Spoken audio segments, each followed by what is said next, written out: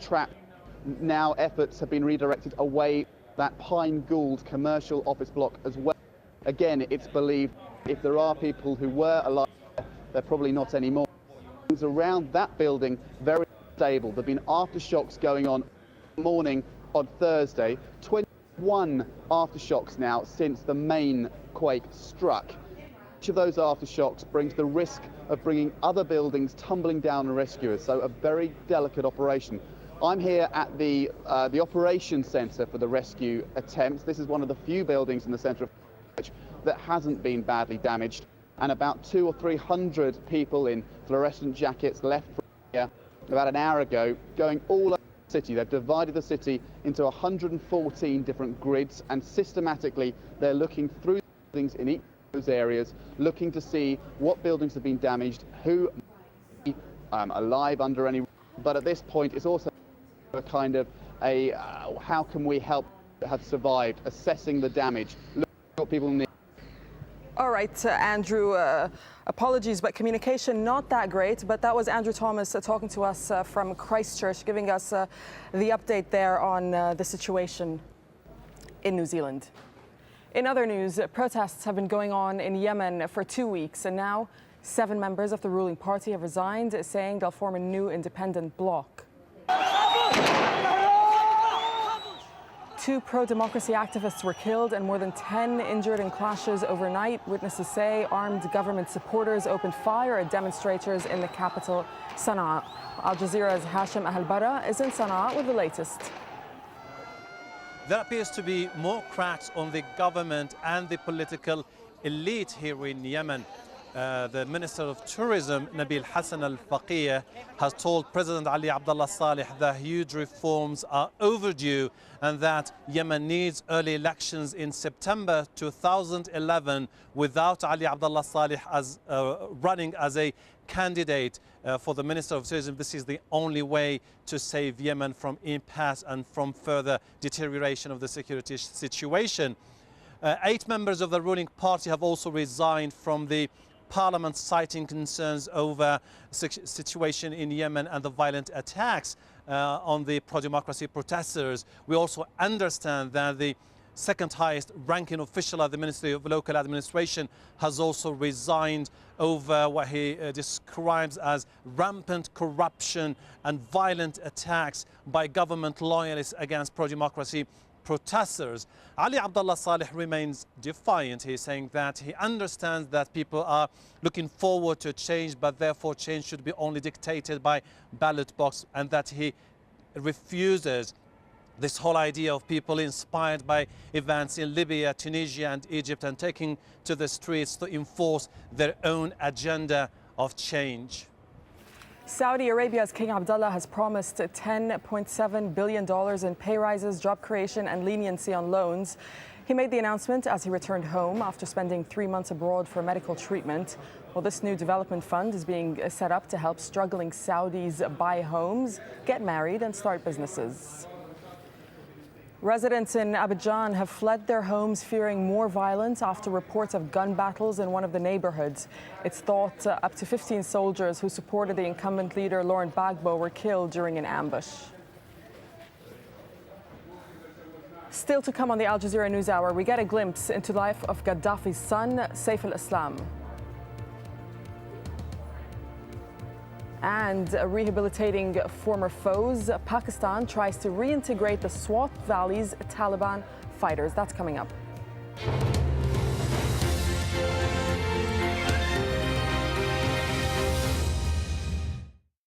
A story of a land that never stops from giving its children hidden treasures.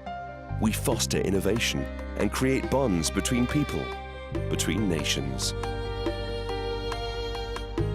Nurturing the land under a ceiling of durable love. Fulfilling every generation's needs and thrive to cherish them. We help building skills and are proudly part of building our nation.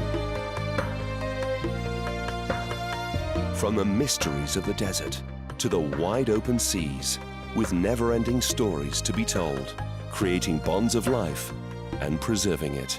Capco. In just about everything. East Timor's government has declared it's time for foreign forces to leave the country. But with a frail infrastructure, is this nation prepared to face a future without international support? 101 East at this time on Al Jazeera.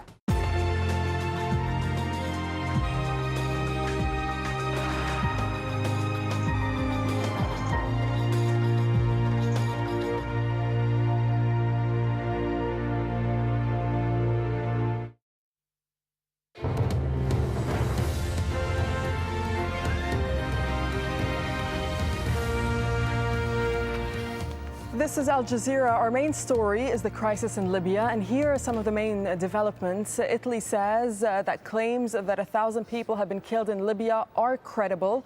The country's foreign minister, Franco Frattini, expects up to 300,000 refugees will head to Italy, and he's described it as an exodus of biblical proportions. Well, the first Western city is now reportedly under the control of protesters. A witness says 6 people were killed and 200 injured in Misurata. That's around 120 kilometers west of the capital, Tripoli. European Union governments have agreed to prepare possible sanctions against Libya in response to Gaddafi's violent crackdown, and proposed measures could include visa bans, freezing assets, and an arms embargo.